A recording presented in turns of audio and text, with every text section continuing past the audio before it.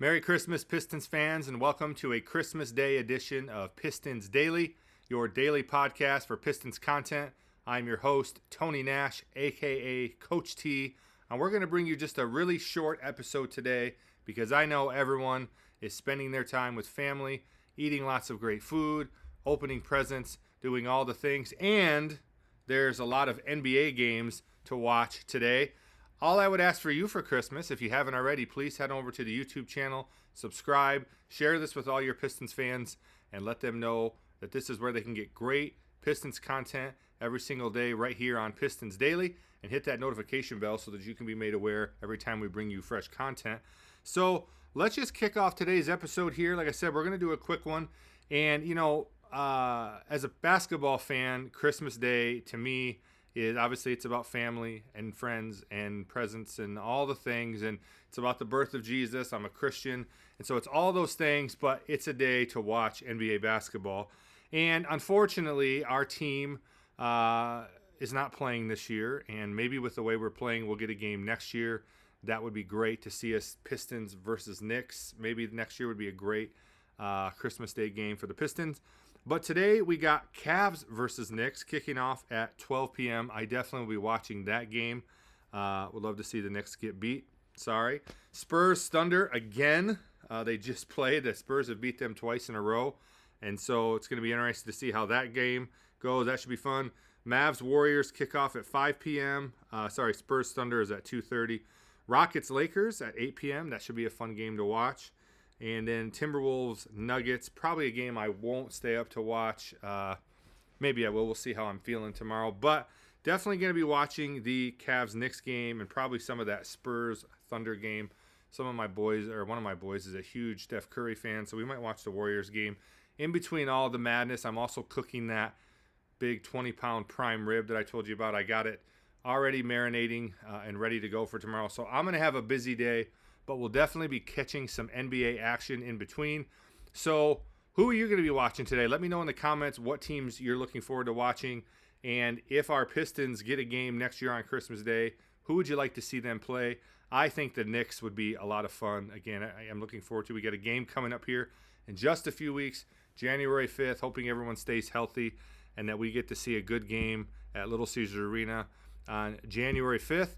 And then I thought I would share this with you guys today. Sog Basketball, which is an Instagram creator that I follow. He's got like 125,000 followers. So they do all these different rankings. And they just came out with their latest rankings for positions.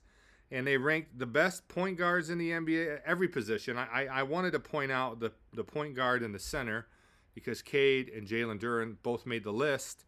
But I want to get your thoughts on where they were ranked and what your thoughts are on this. So we'll start with centers. It's cool just to see JD's name on this list. Of course, I think he's one of the best centers in the league. It's good to see him getting some recognition. But here's who they got listed. Nikola Jokic at number 1. Victor Wembanyama at number 2. Karl Anthony Towns at number 3. Alperen Sengun at 4. Chet Holmgren at 5. Ivica Zubac at number 6. Jalen Duren at 7.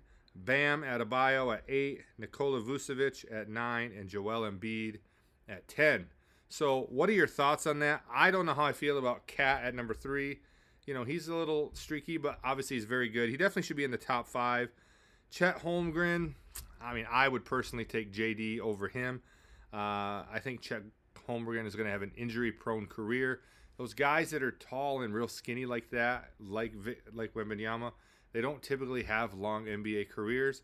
But we'll see. Obviously, they both have already had their share of injuries. And then Zubac, definitely I would not put above Duren. I would definitely put Duren. So I would say, I might put Duren in the top 6, maybe the top 5. But I think it's a pretty fair list. I think Duren is only 22 years old, so he's got a lot of upside. I think at some point he will be definitely, unquestionably, if he continues on the road he's on, be a top 5 center in the league. But is he right now? He's been up and down this year. He started the season out like crazy, and then he had a couple weeks there where he was just okay. And then, right now he's playing really good again. So we'll see how it all shakes out with him. But what do you think? Do you think JD should be higher on the list. Are we just honored that he made the list? Where do you think he ranks? What do you think about, again, Jokic 1, Wemby 2, Cat at 3, Sengun at 4, Holmgren at 5, Zubats at 6, Duran at 7, Bam at 8, Vucevic at 9, and then Joel Embiid. So let me know your thoughts in the comments. Who you think should be moved, and what do you think about the list? And then we have point guards. And here's how they listed the best point guards in the league. And this one I have a little bit of an issue with. They have Shea at number 1. That's probably accurate. I don't really question that. Shea is playing phenomenal. Luka at 2. Is Luka and Shea? Shea's probably better, but Luka is just a phenomenal scorer. Steph at 3. And Steph's almost 40, so that's pretty high. I'm a big Steph fan, so I don't mind giving him that. But then you got Tyrese Maxey at 4, Jalen Brunson at 5, Cade Cunningham at 6, Harden at 7, Jamal Murray at 8, Josh Giddey at 9, and John Morant at 10. So I think Jalen Brunson should be above Tyrese Maxey, and I also think Cade Cunningham should be above Tyrese Maxey because of how they're impacting winning. And I know that Philadelphia has dealt with some injuries. So is Detroit. So is New York. And we've beat Philadelphia a couple of times. And Maxey is a phenomenal player, and he's having a great season. But I don't think he's the 4th best point guard in the NBA right now. And if you think I'm wrong, prove me wrong in the comments. But I think, and I still think Jalen Brunson, as much as I hate to say it, he has a little bit of an edge on Cade right now. Now, Cade's advantage is he's much younger and has a much higher ceiling. But Jalen Brunson is getting things done. He cooked us in the playoffs last year. He's having a good season. And so to say that Cade is better than Jalen Brunson right now, I think overall impact player to the game and valuable to their team, I think Cade is more valuable to his team than even Brunson is to the Knicks, although Brunson is extremely valuable to the Knicks. But Brunson has a lot more help than Cade has. But I still would let Jalen Brunson edge out Cade a little bit.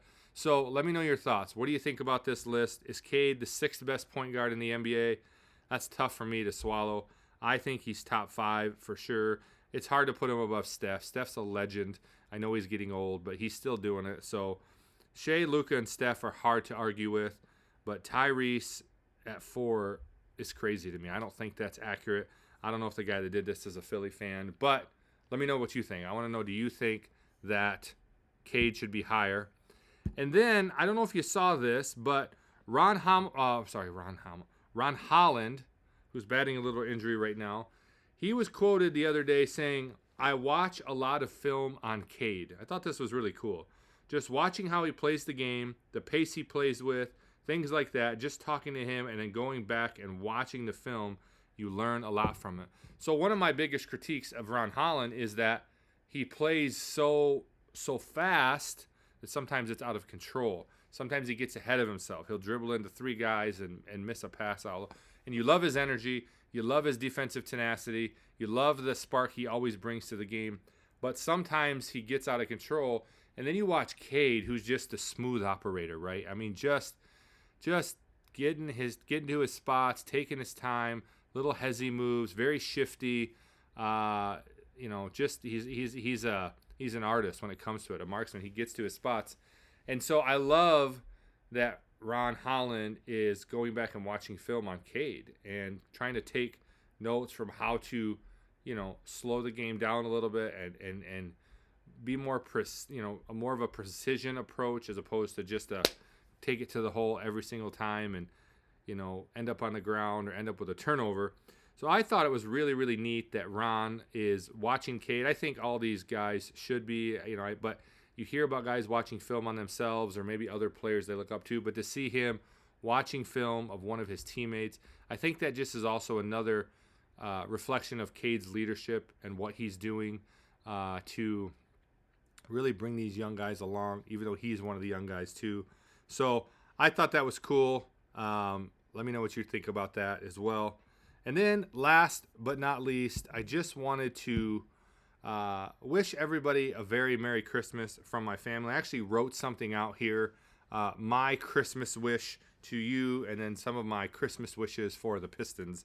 So I put here, as we roll into the Christmas season, my biggest wish for the Detroit Pistons is simple. Progress with purpose. Not just wins and losses, but real growth you can feel. Young guys taking ownership, competing every single night, and building the kind of identity that Pistons basketball has always stood for. You guys have heard me talk about this. This is what I want to see. We're patient as fans, right? We don't get championships every few years. There's usually long periods. And although we want them to win every year, we're patient. We want to see this thing growing gradually. I want to see a team that's tough, connected, and respected again. And I think we're getting there. One that doesn't just show flashes, but stacks them. Detroit fans don't need shortcuts. We need signs that this thing is moving in the right direction. Again, this is why I've always been against these big blockbuster trades. We don't need a shortcut.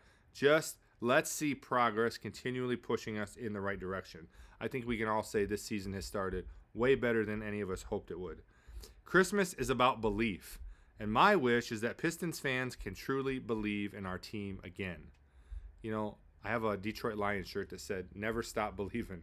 And sometimes it gets really hard to just believe in our Detroit Lions because we've never been there.